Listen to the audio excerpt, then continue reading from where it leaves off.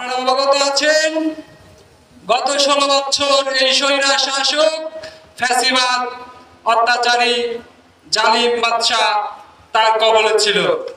এই সরকার গুম খুন অত্যাচার রাহাজানি শিশু হত্যা গণহত্যা সহ অনেক কাজ করেছে।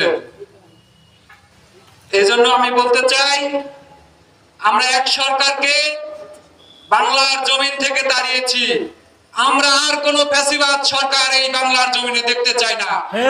আমরা ইসলামী আন্দোলন তথা ইসলামী সংগঠনকে শক্তিশালী করে আলেম ওলামার নেতৃত্বে আমরা বাংলার জমিনকে ইসলামী হুকুমত কায়েম করব ইনশাআল্লাহ। এদেশে যারা অন্যায় অত্যাচার করেছেন তারা পালিয়ে